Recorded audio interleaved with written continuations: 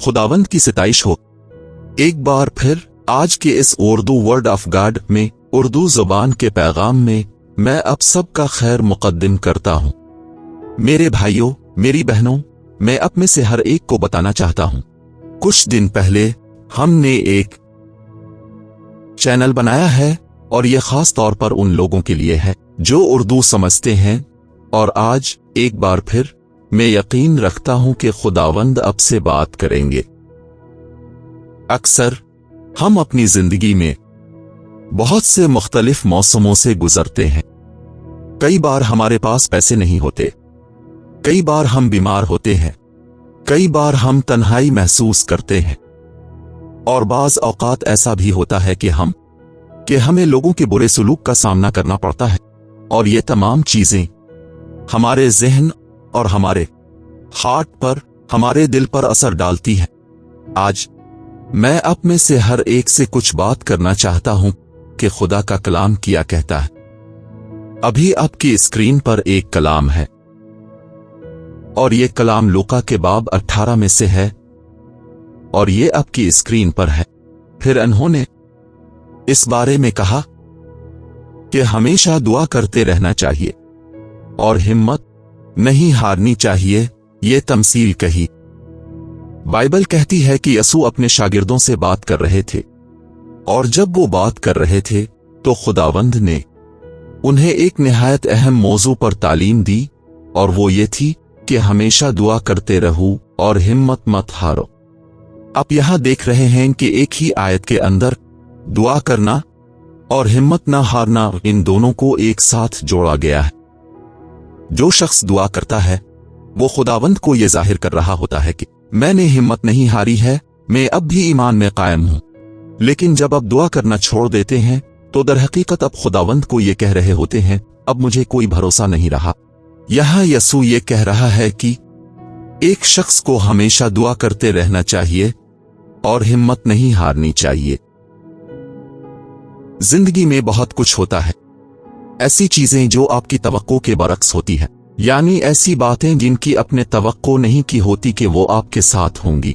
क्या आप जानते हैं, बाइबल फरमाती है कि एक दिन एलिशा को एक औरत कहती है कि इसके घर की ऊपर वाली मंजिल खाली है और वो वहां आकर आराम करे, और जब भी वो इसके घर के करीब से गुजरे तो वो वहीं आकर आराम करे।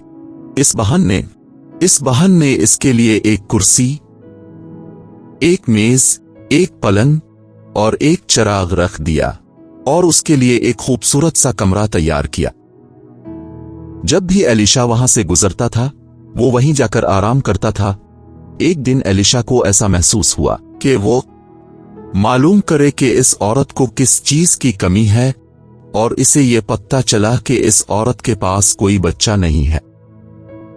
तब एलिशा ने खुदावंद से दुआ की और खुदा ने इसका रहम खोल दिया, और खुदावंद ने इसे एक बेटा अता फरमाया। क्या आप जानते हैं, कुछ वक्त के बाद वो बेटा सर दर्द के बाइस फौत हो गया।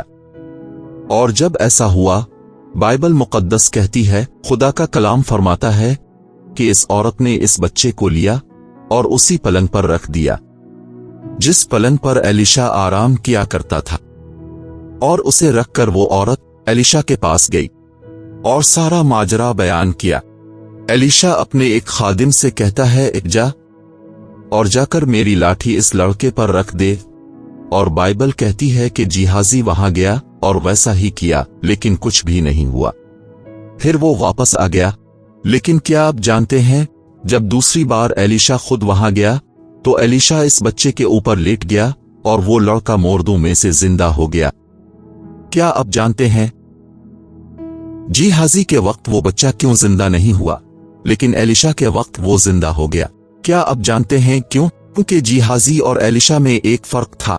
जिहाजी गया, उसने लाठी रखी, पर कुछ नहीं हुआ और वो वापस आ गया। लेकिन जब एलिशा इस कमरे में गया तो उसने सिर्फ लाठी नहीं रखी और ना ही वो इस बच्चे पर जाकर लेट गया।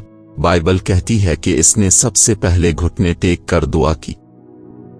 क्या आप जानते हैं इसने दुआ क्यों की? क्योंकि वो जानता था कि वो मुर्दों को जिंदगी नहीं दे सकता। जिंदगी खुदावंद के हाथ में है। जिंदगी उसी की मलकियत है मैं आप में से हर एक से कहना चाहता हूं। जब एलिशा ने यह किया तो खुदावंद ने इस लड़के को जिंदगी अता की। इसकी सांसें वापस आ गईं। लड़का मुर्दों में से जिंदा हो गया। मैं आप में से हर एक से कहना चाहता हूं। एलिशा ने दुआ की और खुदावंद वहां शामिल हो गया। क्या आप जानते हैं दुआ करने का मतलब क्या है? अपने हालात में खुदावंद को शामिल करना, अपने हालात में खुदावंद को ले आना। और मैं आप में से हर एक से पूछना चाहता हूं, मुझे बताएं, जब खुदावंद आपके हालात में आकर खड़ा हो जाए तो ये कैसे मुमकिन है कि आप हार जाएं? ये कैसे मुमकिन है कि आप मायूस रहें? बाइबल कहती है इसका नाम है यहोवा नसी, जिसका मतलब है फतह का झंडा। मैं आज आप में से हर एक को हौसला देना चाहता हूं, एनकरेज करना चाहता हूं। मेरे भाइयों, मेरी बहनों, सोचते मत रहो।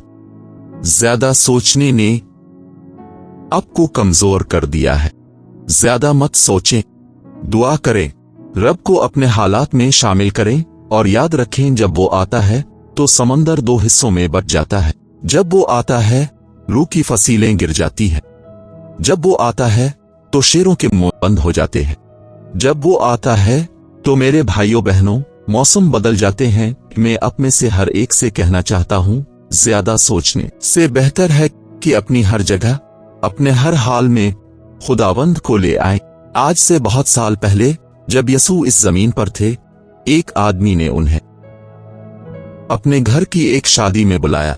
यसू वहां गए जहां पर अंगूर का रस खत्म हो गया था और बाइबल कहती है कि यसू ने वहां नया अंगूर का रस बनाया। अब जानते हैं, अगर खुदावंद वहां ना होता तो इस आदमी की हालत क्या होती? लोग आते और लोग देखते कि इनके पास में अंगूर का रस नहीं है। लोग उसकी बुराइयां करते, लेकिन जब यसू वहां था वो आदमी शर्मिंदगी से बच गया। क्यों? क्योंकि यसू वहां था। मैं अब से भी कहना चाहता हूं, आप हर किस्म की शर्मिंदगी से बच जाएंगे अगर आप उसे अपनी जिंदगी में हर जगह शामिल करेंगे। आप कहेंगे, पास्टर, क्या खुदावंद मुझसे दूर है? क्या वो मेरे साथ नहीं है कि मैं इसे बुलाऊं? बिल्कुल, वो आपके साथ है। उसने आपको एक लम्हे के लिए भी नहीं छोड़ा है। लेकिन याद रखें, वो बहुत मुहज्जिब है। जो बुलाने पर आता है वो तब आता है जब हम इसे बुलाते हैं। खुदा जबरदस्ती कहीं नहीं आता। इसीलिए बाइबल मुकद्दस माँ का शिफा में फरमाती है, मैं दरवाजा खटखटाता हूँ, जो कोई दरवाजा खोलता है मैं इसके अंदर आता हूँ। वो मुहज्जिब है।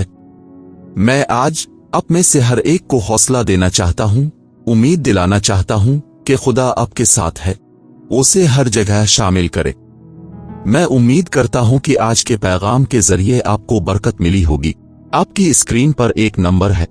ये नंबर खास उन लोगों के लिए है जो उर्दू जुबान समझते हैं।